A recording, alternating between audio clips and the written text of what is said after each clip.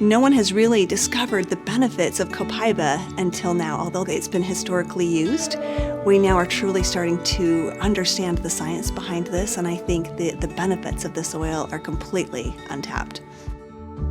We had to wait until after January as the waters came up so that we could access the trees. So their main collection season is between January and June when the water is high.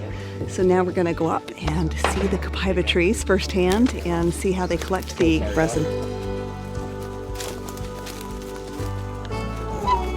The way that oil is extracted as an oleoresin is that a tree is tapped like you would a maple tree.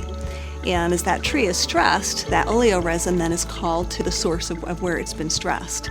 And then we're able to extract that oil, which will run year-round.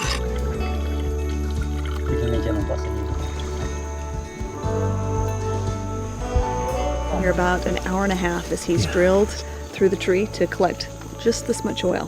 That helps you understand how much work goes into collecting this oil, and after this is distilled, it's about 50% yields. We'll get about half as much oil. And then he'll come back to this tree 6 months later and he'll be able to get about a liter worth of resin from this tree.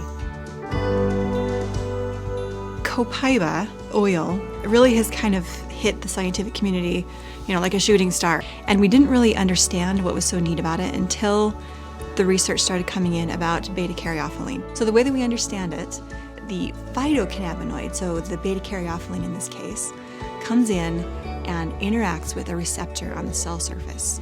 You think of your windows of your house, right? You're getting things that are interacting with your window, and it changes what you do inside your house. You don't actually come into contact with it, but it changes what you do. If you see rain on your window, you pick up an umbrella.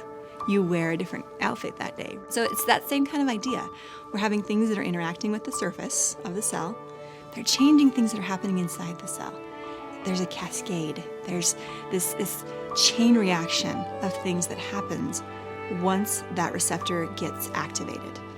And other molecules inside the cell start to get excited, and they start to change, and they start to interact with other things. And eventually what happens is the DNA inside of our nucleus actually goes to work, and different genes are upregulated or downregulated. Other signaling molecules are either increased in amount or decreased in amount.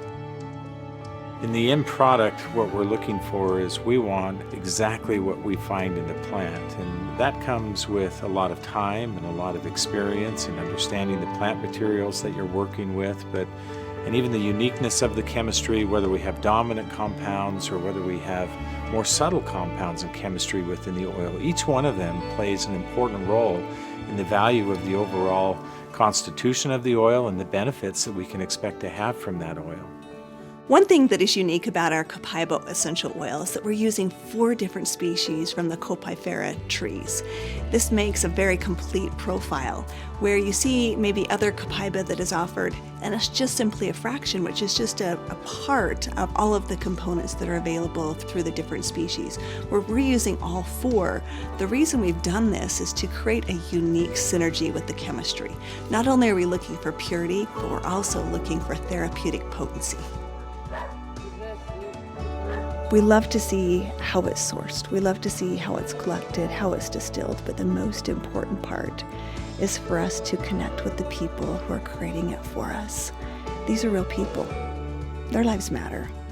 And for us to truly get to know them, to understand what their family's dealing with, to understand what their needs are, and to really come together as one is the most beautiful thing.